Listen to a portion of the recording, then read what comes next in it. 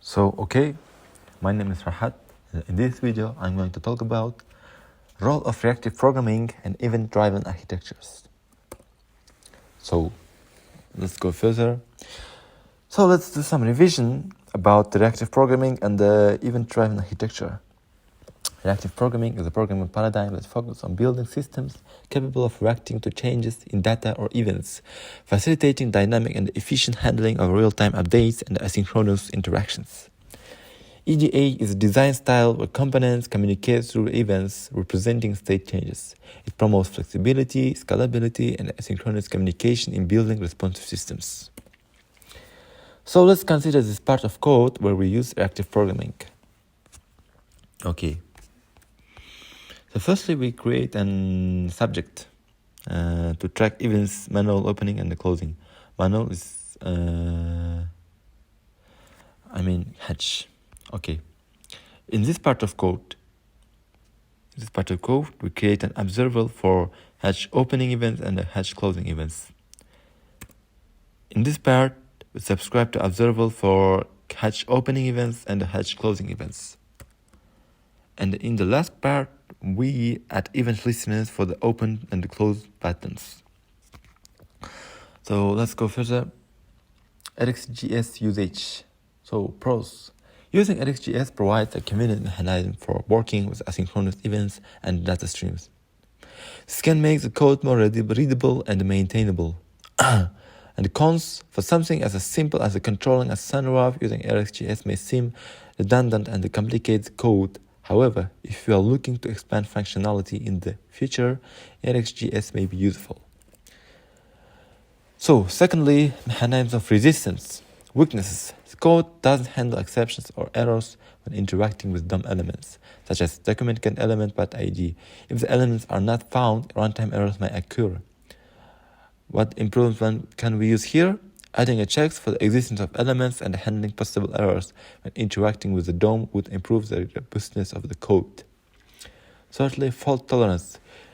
Using RxJS subject provides the ability to easily add new subscribers to hatch opening and closing events. This can be useful for expanding the functionality of the application. Cons, the code doesn't handle event unsubscription and the resource management scenarios when elements are removed from the DOM. In the real application, this can lead to resource leakage problems. And overall rating, the code provides the basic functionality that controls the hatch using RxJS. Robustness can be improved by adding error checking and exception handling. For more complex use cases or extended functionality, the code may require additional processing. So let's consider this part of code. In this case, we added a new function. If the hatch opens, after 5 seconds, the hatch closes automatically. This happens like reactive programming. Allows you to easily combine, filter, and transform data streams, which increases the flexibility and the extensibility of your code. So, opportunities of the challenges of integration between reactive programming and event-driven architectures. So, main opportunities are event handling, asynchrony and parallelism, and the state management. So, event handling reactive libraries provide convenient tools for working with event streams. The integration of reactive programming with event-driven architectures make it possible for efficiently process and respond to events in an application. Asynchrony and parallelism is about the reactive programming supports asynchrony and work with parallel data streams. This is useful in event-oriented architectures where event processing can occur in parallel. What about state management? Reactive approaches can make it easier to manage state in an application. Integration with an event-driven architecture allows for efficient state updates when input data changes. Okay, let's go further. So there also can be problems aside with cons, pros and cons. So first problem is complexity. For some developers, reactive programming can be difficult due to new concepts and approaches. Integration requires learning and getting used to a new way of thinking. I think it's everywhere we occurs such problem when we should adopt to some new things. Also, debugging. Debugging asynchronous code can be difficult in reactive programming, especially in combination with event-driven architectures. It can be difficult to track data flows and handle errors.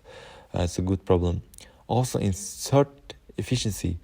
Uncontrolled use of reactive approaches can lead to an inefficient use of resources, and unjustified increase in the number of event subscriptions can reduce performance.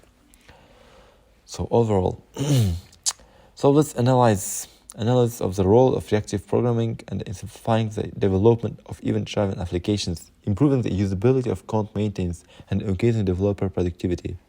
So firstly, simple development. Reactive programming provides convenient abstractions for event handling, which reduce the complexity of the code. It allows you to use declarative programming style. Declarative means when you declare what to do to the code, and it does it asynchronously, which makes the code more understandable and maintainable. Ease of code maintenance. Reactive approaches contribute to ease of code support as they reduce the connectivity of the components. Using data streams and event handling makes the code more modular and manageable. About performance improvement. Asynchronous and parallelism in reactive programming can improve performance in event processing. Efficient use of resources and the ability to process events in parallel can improve applications performance. What about modularity and flexibility? So, reactive architectures provide modularity and flexibility of the code. This allows you to quickly respond to changes in requirements and new functionality without significant changes in existing code. And the last thing, error prevention. Reactive programming can help prevent some errors by strictly typing and composing functions. It helps to create more reliable code.